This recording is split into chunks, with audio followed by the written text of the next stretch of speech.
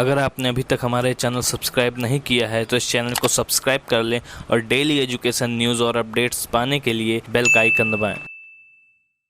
आजकल हम लोग पैसा भेजने के लिए ऑनलाइन ट्रांजैक्शन का सहारा लेते हैं, लेकिन क्या आपको पता है ये कैसे काम करता है और ये कितनी प्रकार के होते हैं? तो आइए आज इन सब सवालों को जानते हैं। हम लोग आजकल 4 प्रकार के ऑनलाइन ट्रांजैक्शन का यूज़ करते हैं। पहला NEFT, दूसरा RTGS, तीसरा IMPS और चौथा UPI। हम में से कई लोग हैं जिनको इन सवालों का उत्तर पता होगा और बहुत से ऐसे लोग हैं जिनको नहीं पता कि आखिर ये हैं क्या और इनसे कैसे पैसा ट्रांसफ़र होता है। तो आज हम आपको इसकी पूरी डिटेल बताएंगे। उसके लिए आपको बिना वीडियो स्किप किए ये वीडियो को पूरा देखना होगा। तो आइए सबसे पहले जानते हैं NEFT के बारे में। NEFT की अगर बात की जाए तो इसका फुल फॉर्म होता है नेशनल इलेक्ट्रॉनिक्स फंड ट्रांसफ़र। यह एक ऑनलाइन मनी ट्रांसफ़र टूल है जिसके मदद से हम पैसा ट्रांसफ़र करते हैं। ये सिस्टम 2005 से RBI द्वारा बनाया गया था। इस सिस्टम के हेल्प से हम एक दूसरे के अकाउंट में पैसा ट्रांसफ़र कर सकते हैं। यह ट्रांजैक्शन बैच वॉइस फॉर्मेट में किया जाता है। इसमें पैसा भारत के किसी भी NEFT इनेबल्ड अकाउंट में भेजा जा सकता है। NEFT ट्रांजैक्शन के लिए सबसे पहले आपको ये बात पता होनी चाहिए कि आप जिसे पैसा भेज रहे हो उसका account number, IFSC code, bank branch का नाम और अकाउंट होल्डर का नाम आपके पास होना चाहिए।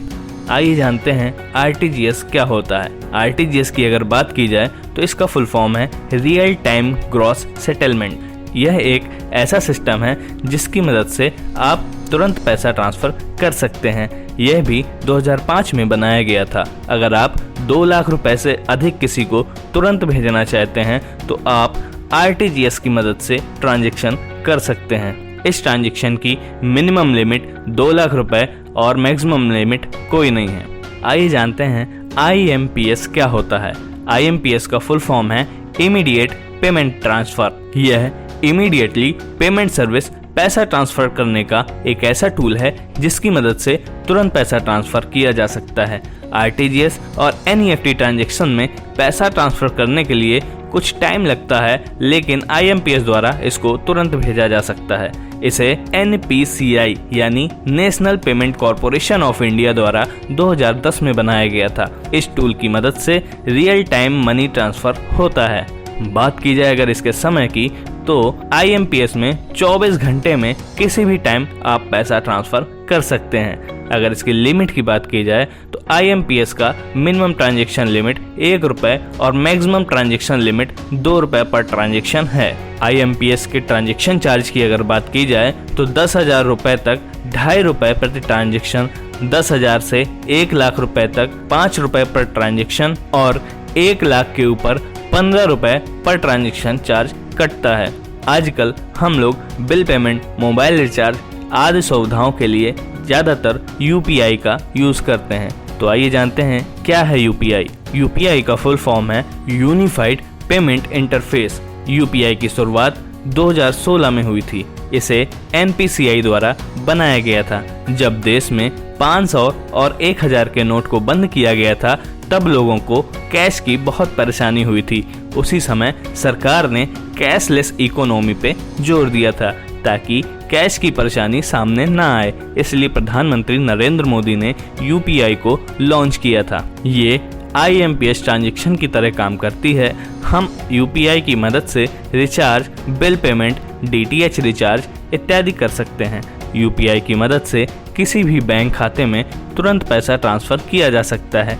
यह बहुत ही आसान और सुरक्षित पेमेंट ऑप्शन है। वैसे तो प्ले स्टोर में UPI सपोर्ट करने के लिए बहुत से एप्लीकेशंस हैं, लेकिन जो प्रमुख एप्लीकेशन है, सबसे पहले भारत सरकार ने UPI के लिए एप्लीकेशन जो लॉन्च किया था उसका नाम है भीम UPI ऐप। उसके बाद गूगल ने एक UPI ऐप लॉन्च किया जिसका नाम है गूगल पे। तीसरा एप्लीकेशन है फ़ोन पे और चौथा पेटीएम। इसके अलावा भी बहुत से ऐसे एप्लीकेशन हैं जो भीम UPI को सपोर्ट करते हैं। तो आइए जानते हैं भारत सरकार ने भीम ऐप लॉन्च किया था उसकी क्या खासियत है और ये ऐप कैसे काम करता है। इस UPI ऐप को आप गूगल प्ले स्टोर से बहुत ही आसानी से डाउनलोड कर सकते हैं।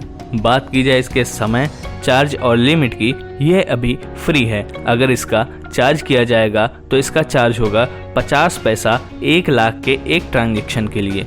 इसका लिमिट है डेली 10 ट्रांजैक्शन और टोटल 1 लाख रुपए 10 बार मिला के आप किसी को भी UPI द्वारा भेज सकते हैं। मतलब आप 1 लाख रुपए चाहे तो एक बार में करो या 10 बार में।